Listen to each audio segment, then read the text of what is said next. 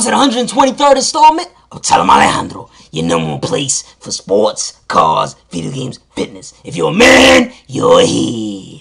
Mr. Alejandro's about to tell him. What you about to tell him, Alejandro? Breaking news. Quarterback for the New York Jets, Geno Smith, got snuffed by one of his teammates before practice, and he suffered multiple fractures in his jaw, and he will be out for at least 6 to 10 weeks. Damn! What does this mean for the New York Jets? What does this mean for that linebacker who snuffed Geno Smith? I cover these tough topics in the Tell Em Zone.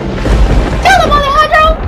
TA drinkers, the quarterback for the New York Jets got snuffed today. It was crazy. His name is Geno Smith. He got snuffed by a backup linebacker for the Jets by the name of Ikemefuna. Where's my phone? Ikemefuna.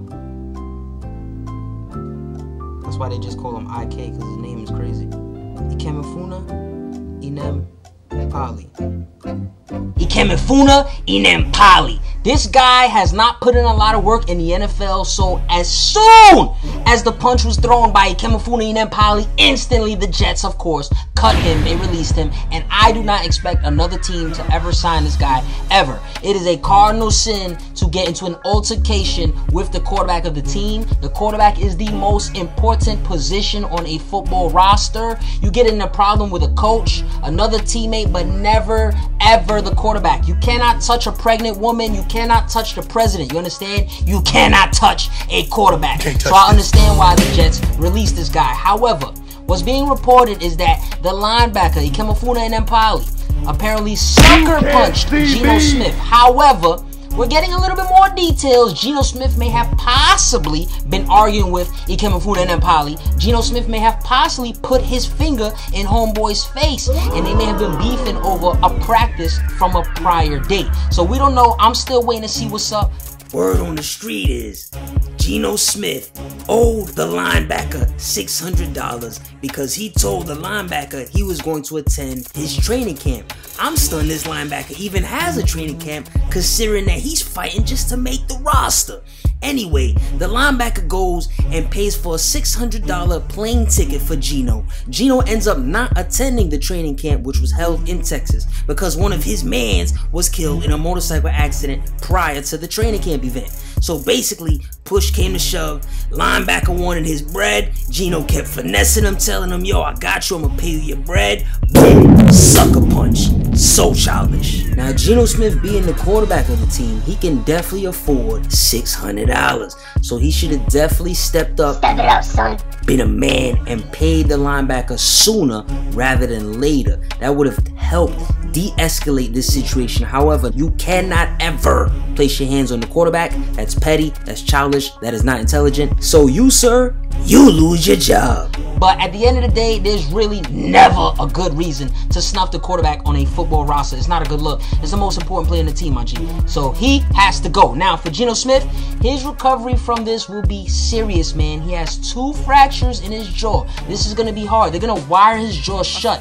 You have to understand, for a football player, he has to eat food. However, when your jaw is wired shut, you will be restricted to only liquidized foods. So it's going to be tough for Geno Smith to get big and strong, get healthy, and come back strong later on in the season when he's basically only going to be eating baby foods and drinking supplements and all that. Imagine putting a steak in a shaker and chopping it up, and it's going to be nasty for Geno. I feel bad for him. A lot of cats are hating on Geno Smith because of the fact that he actually wasn't a very good player for the Jets, and I think that's completely wrong. Yeah, he wasn't a good player. However, he's still a young player. He still has a little bit of potential, and I couldn't judge him up to this point because the Jets never got Geno Smith weapons. However, this upcoming season, with the addition of big Brandon Marshall, that's a wide receiver, he's a beast, I really was expecting to see an improved Geno Smith. Not a Pro Bowler, but an improved Geno Smith. Possibly a player taking the steps in the right direction. Now this is a setback, getting snuffed by one of his teammates. I also want to know,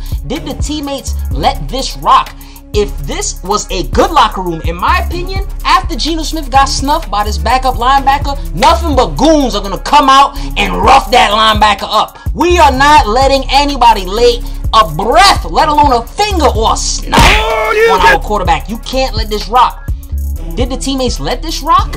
Also, there was a lot of speculation that Rex Ryan, the former head coach for the Jets, was a big-time problem in the locker room. Clearly, he's not a big-time problem because Rex Ryan is not here anymore. He's the head coach for the Buffalo Bills. And we got situations like this going on where the quarterback is getting snuffed by teammates. And then just a few weeks ago, I covered an episode where we had a defensive lineman by the name of Sheldon Richardson doing all types of craziness. You're going to have to click right there and check that episode out. So clearly, the Jets have a problem in this locker room. I'm not feeling it. Also, just to give you guys a better understanding as to what type of person this linebacker is, this linebacker actually had a run-in with the cops while he was in college, and they actually took a stun gun and pepper spray. Oh God, my eye! Just to cool him down. So clearly we understand this linebacker may truly be a hothead. Geno Smith may not have initiated this beef. I am definitely going to be paying attention. I want to see what was the cause of this. And by the way, just throwing this out there for all you supposed Jets fans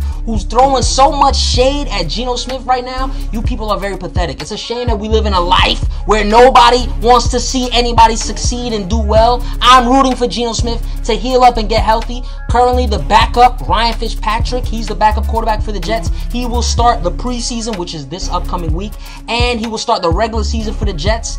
I feel like we already know what Fitzpatrick is. He's an average quarterback. Jets are not winning a Super Bowl with Ryan Fitzpatrick. They're not winning with Geno Smith this season, but it's a shame because Geno Smith's development and progression has now been set back even more. There you have it, folks. Mr. Alejandro's tough topics in the television. TA drinkers, what do you guys think about Geno Smith getting snuffed, getting sucker punched by one of his own teammates? Do you feel like Geno Smith's teammates should have held him down after the scenario? Or do you think Geno Smith had this coming? Do you think he's a buffoon? Do you think he sucks and you hate him? What do you guys think about the Jets handling the situation? Immediately releasing the player, the linebacker, the scumbag. Tonight's Purple, Black, and Blue bow tie is brought to you by Ted Baker. Purple, black, and blue, just like Geno's jaw.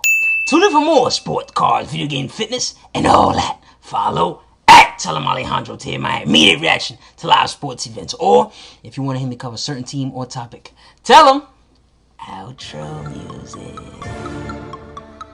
Get it? Yeah. Woo! Clearly the Jets have a certain level of dysfunction in their damn locker room. I'm so sick and tired of it. They're gonna stink all damn season. Let's go Giants. Speaking of the Giants, I'm definitely following my baseball right now. The Mets are looking sexy.